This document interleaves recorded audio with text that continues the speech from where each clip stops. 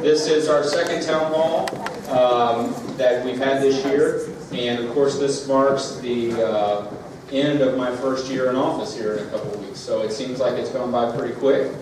We managed to do a lot of big things, I think, when you look at what we were faced with. You know, we talked this last year and during the campaign about doing things on garbage and recycle. We did that. We talked about going out and working with existing businesses, and if you've been paying attention to the headlines, one of the fruits of our labor there was a project with Coal Wholesale that's going to amount to a $400,000 reconstruction of 2nd Street between Maine and Hampshire, which Coal has agreed not only to participate for about $20,000 of that cost. The state's picking up another half of it, but they're also going to hire 22 full-time employees for a total of $700,000 in annual salaries in Quincy. And so that's kind of a product of going out to these businesses and finding out what we can do to help their businesses grow. During the course of the campaign, I talked about doing a 5-year infrastructure plan. And we have at the corners here today kind of a 5-year plan that we've worked on with aldermen and with constituents to find out, based on our current funding mechanism, the projects that we can do. And now we changed the way we were doing things a little bit different this year, where before, if we were going to repave a street and the sewer was old, we wouldn't necessarily go in and redo the sewer. But there are a number of our sewers here in town that are 135 and 100 years old. So we're saying this time, okay, if we're going to go ahead and repave the street, then let's go ahead and let's address the sewer. So that way, say in 2 or 3 years, we're not having to replace a perfectly new street if there's a sewer collapse or a water main break, and we're doing that with water mains as well. So you'll see a little bit more attention to sewers. Of course, it's not something that you can, you can see when we're doing it, but trust us, we're there, because the fact of the matter is the longer we delay infrastructure spending, just the more expensive that it gets down the road. This budget was formed. We started in December forming the budget. We had a budget retreat in January, and it was important to me to set some fiscal priorities, some goals, if you will. First and foremost was to direct a certain amount every year towards infrastructure spending. What happens in any government, city, state, or national, is that your cost of doing business rises each year. Your personnel costs continue to grow. And so then as that happens, the amount of money that you can use to fund infrastructure has to decrease unless you're willing to raise taxes. And so we said, instead of taking infrastructure spending and making it the last part of the equation, let's use it and let's make it the first part of the equation. And so we said we're directing 23% of our purchase tax each year minimum to capital investment. And so you'll see that over the next 5 years. Another thing we talked about was unreserved fund balances. City of Quincy, right now, our last budget was adopted with 3.5% of our operating revenues in reserve. What does that mean to you? That means we have a $30 million budget. But at the end of our year last year, if we would have spent everything we were budgeted, we would have been only left with about 3.5% in unreserved fund balances. So that means we don't even have 1 month's worth of expenses left in our savings account. And so we said, we looked at what other cities were doing. Other cities have a minimum of 1 to 2 months worth of operating expenses. That's about 8 to 16% worth of our operating expenses. So with this budget, we said we're going to direct more money to our reserve fund, more money in savings, if you will. That way, if we have another Newcomb that happens 12 blocks to the east, or we have a flood or a downturn in the economy, we'll have some money in our savings accounts that we can use. The other thing we talked about is trying to reduce our reliance on fund balances. Every year since 2000, the city has proposed spending more money than we take in. Now that's not sustainable over the course of a lifetime of a city or you. If you're making $50,000 a year and your family budget is spending $70,000 a year, eventually your money's going to run out. And so what we wanted to do this year is reduce our dependence on fund balances. And so last year's budget was a $1.7 million reliance on our reserves. This year is down to $1.1 million. And so we want to take that 1.7 and reduce it, hopefully, over the next 4 years. And so those are some of the priorities that we use when adopting this budget. We also, I think people would be proud of, took the oath of office when we had 311 full-time employees in the city of Quincy. And right now this budget authorizes a little bit more than 304. And so we're doing more with less. We're trying to find efficiencies, really working with department heads to see what we can do to save taxpayer money. And I think you'll see the fruits of our labor. This year's salary line item is down from the previous year. So, I mean, if you look at that expense, you can see that it's down. This budget is a 3% increase, but the reason we have the 3% increase is twofold. First, we had a rough winter. I'm sure you all know that. So we have a over 200% increase in our salt purchase that we did this year. So last year, I think we bought about 800 tons of salt. 960 tons. And this year we're projecting 3,100 tons we need to purchase. 3,100 tons. So you can see the difference. So we have to buy salt. We also, due to our garbage and recycle decision, we need to pay for garbage and recycle trucks. So we have in our budget 2 garbage trucks, 2 recycle trucks that we are paying for out of the revenue from the garbage sticker increase. So garbage stickers right now are 50 cents at the store. Starting May 1st, they'll be 75 cents and they'll be a new color. So we do have that budgeted. That doesn't mean that we're necessarily going to buy all 4 trucks, though we do have that budgeted in there. And then our healthcare costs rose 12%. So we had a lot of increases that the council voted on when it comes in terms of garbage and recycle, but then things that we couldn't account for, such as the salt purchase. So I think what you'll find is a very lean budget, and I think that you'll see at the end of the day we're still investing in the things that are important to you. First and foremost, public safety. This budget does not close a fire station. This budget does not lay off any police officers. We can still maintain the same level of excellent public safety that you expect. With this budget, and I know this is going to be asked, we address some of our animal control issues. We've been working with the Animal Commission to address some owner responsibility ordinances to say that if you're going to have a dog, you're going to have a cat, you're going to have a pet, there's certain responsibilities that goes along with owning that pet. But we'll also then have money in our budget, $20,000 to start trapping some of our feral cats and some of our wild animals. So where that has been an issue that has been dealt with over the past year, and I have to give a lot of kudos to our police department and the volunteers on the Animal Commission because they're doing this out of the love of animals, and it's something that's really been driven by our citizens. It's their activism that has made this happen. Last and certainly not least, infrastructure. Having a 5-year plan we talked about is important because, like any budget, infrastructure spending is number one cost of doing business in the city. Once our sewers or roads, and we need to make sure that we're addressing that. So I think when you see what we're doing this year, we're spending more MFT money, which is motor fuel tax money, to repave streets, and having that change philosophy where we go in and address some of the sewers, I think in the long run will make doing business in Quincy, as far as the city government, better off and less expensive down the road. So those are some of the things that we've worked on during this budget cycle. And I'll go ahead and say a few other words since I know if I get around to everybody, we still only be here a half hour. So this next year, we spent a lot of the first year addressing some of the concerns that we knew were going to be there, and we talked about that. We talked about garbage and recycle, and we talked about some of the spending issues that we had. But next year, I think you're going to see a nice pivot, a pivot to concentrate on long-term growth in the city of Quincy. You're going to see some things announced in the next few months that you're going to be able to tell what we've been working on the next year. We're going to be addressing some of the projects that we didn't get around to the first year. And I think at the end of the day, you'll be able to see the first year we was taking care of business, taking care of things that were left on our plate. We had hydropower, we had the nuke, to deal with.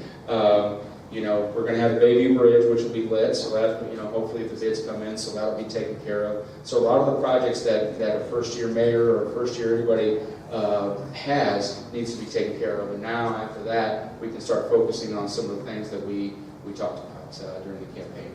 And, during the campaign, I talked about doing Quincy scorecard, implementing what I call the performance-driven city of Quincy. We've done that. You can go online right now. and see our day-to-day, our performance, how long it takes us to cut down your tree, fix your sidewalk, and then employee morale. You can see a lot of issues that affect the overall climate of the city government of Quincy, and track how we're doing, not just in my first year, but in years 1 through 4. And so I think if you look at what we talked about during the campaign, you'll see we have been able to accomplish a lot of that just in this first year alone. So I will open it up to any questions, and please know I'll say this, if we have a microphone if you need one, but if we have a lot of questions, this forum will end in an hour, and so like any forum that I have, we'll end it right at an hour, but I'll stay here all night if you need to answer any questions. So does anybody have any questions for me, anything on your mind? Don't be bashful. I know you have it.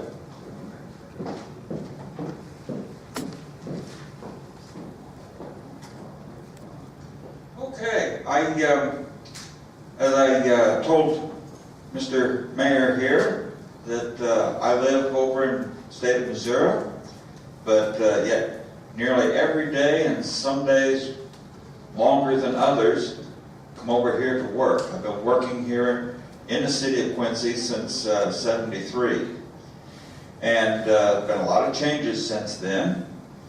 And first of all, I would like to say, well done, Mr. Mayor.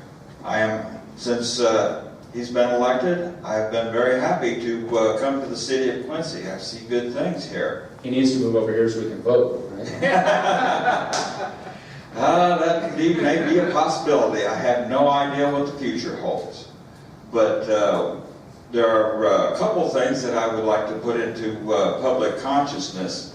And one is, the last time I was here, I spoke about when they work on the Bayview Bridge, owing to its design, owing to its shape there, if they have to reduce that to one lane, normally you have a plethora of signs all over the place there, and after a while nobody reads them and they just become part of the landscape. But what the difficulty that I see is that you can't see where they've actually cut it down to one lane. And so you'll have 2 lanes of traffic trying to get onto the bridge, or actually getting onto the front part of the bridge here. And then suddenly everybody has to get into one lane. Well, if you have a semi, then some anxious person will try to beat it, or squeeze somebody else out. And as we look around the room, we have parents, grandparents, people who are sons, daughters, fathers, mothers. I want you to think about your children here.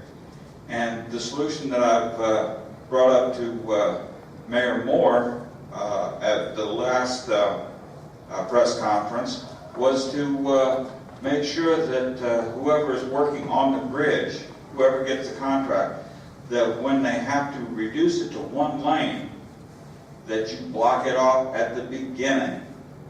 Don't leave a choice for somebody who says, I think I can make it. Yeah, almost doesn't work. The only time almost works is in hand grenades and nuclear warfare. So let's not go there, but think about the family, the children, all the people that mean things to us.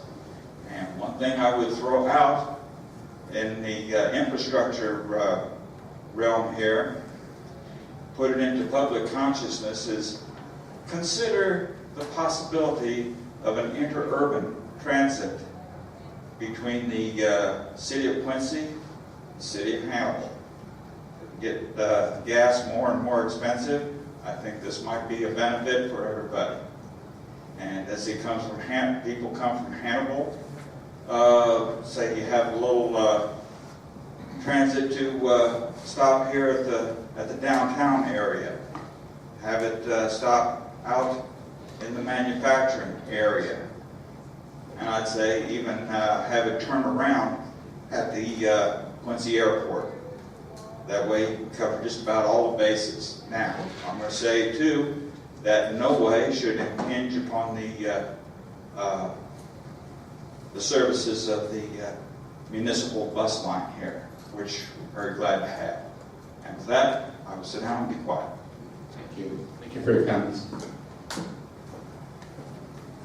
Any other questions? You're talking about a port or something going on the river that sounded wonderful, but I didn't know what status it was and how wonderful it was going to be. Sure. For the past, I'd say 8 to 10 years, the city of Quincy has been working with Adams County, Gredith, and a number of other counties in Missouri, throughout Missouri and Iowa, to put a port in the city of Quincy to make it a port authority, and that was it's called the Mid-American Port Authority. And what that would do is work to, one, establish a trade area in the city, and then to have a full-fledged port that would be operational, we would think, 365 days a year, or the longest out of the year furthest up north. The benefits of that is for companies like ADM, Prince Agri Products, the more of our manufacturing, they use the river, use the rail line, they would have the multimodal options that were available to them, so they could ship something by barge, they could ship something by train, and of course, Quincy, we have a fabulous system of semi-trucks and long haulers that you can utilize as well. And so the goal originally was to try to get the federal government involved. The Transportation Secretary, Ray LaHood, who used to be our congressman, instituted what they call Tiger Grants. And I think now, Chuck, correct me if I'm wrong, we're on our 5th one. We're on our 5th application. So we've been denied 4 times. But this time I know that we're going to try to work with a private company to show some of the benefits that would help them out. And so hopefully then we can get some more funding. So we have been exploring that, but it's a pretty costly project. And so it's not something that without federal dollars or without some significant private investment, I think we're going to be able to do. But I think if we can show that it's going to benefit us and benefit a company here and help them grow, have significant impact on jobs, I think that will make the federal government take more notice. I presume it's going to be along the river or front. Yes. Where were you thinking of locating? It's below the barge, right? It's be below the barge, right, on the west of Radio Road. West of Radio Road. There you go, west of Radio Road. And so we've done some improvements. That way, was it 2 years ago, Chuck? That there were some improvements out there to kind of pave the way, so to speak, for any buildings out there, anything that needs to happen. But right now, we're kind of on hold with the federal government to see if they're willing to fund part of the project or not. And that might be something to bring the state along too. The state, has been very open to future capital projects and future needs with the city, and that might be something maybe we can tie in with that. Any other questions? All right. Yes, Jeff. Mr. Mayor, could you explain a little bit about this, the garbage and recycling? There's a press release about the possible use of totes. Yeah. How does that relate to the garbage sticker program? Oh, sure. Well, we did a press release today for changes in our garbage recycling service. First and foremost, starting May 1st, of course, the prices will go up to 75 cents a sticker. So it's 75 cents for one bag, $1.50 for 2. But now if you have those orange stickers, you can still utilize them. The same thing. 1 sticker for a small bag, 2 stickers for a large bag. But now you can sign up until June the 6th for a tote. And you can call City Hall, sign up for a tote, call the water department, and you sign up for a tote, and for a monthly fee of $12.99, you'll be able to have automatic service, and so you can throw as much garbage as you can get into the tote. What you have to do is you have to lease the tote. It's a one-time fee of $60, but that won't get billed until the service begins. We're thinking that the service is going to begin in January, so it takes a while for us not only to order the trucks, but to get the totes in. The totes will be delivered to your house, and then if it's going to begin any sooner, we'll let you know, and you can decide.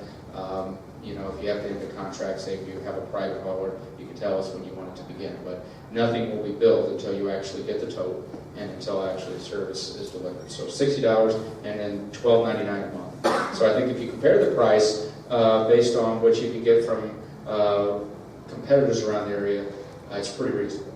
And also, if you're a family that utilizes, 4 bags per or more, it's gonna pay for itself, the flat monthly fee.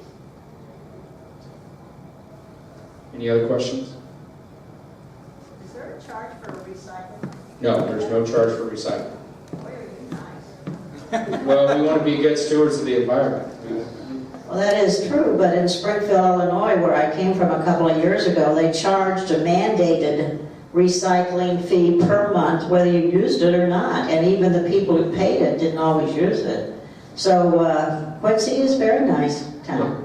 Well, I think if you went to any of the forums on garbage and recycle, one of the main comments is we wanted to make sure that we were a leader and continue to be a leader in recycling. You know, to say that, you know, we're going to go to every house regardless of if you utilize city services or not, says that, you know, we really care about recycling and encouraging people to recycle. And so that's something that we wanted to continue on, and we're certainly going to do that. You know, it used to be, in order for a resident to utilize our recycling service, you had to use the city trash service, so you had to use the garbage stickers, and that's what the stickers were originally for, was to pay the recycling. But throughout time, when we wanted to encourage more recycling, we end up, you know, having it citywide. So we have 13,000 residential recycling customers, if you will, while only 8,600 garbage customers. So we have more people recycling than utilizing city garbage service.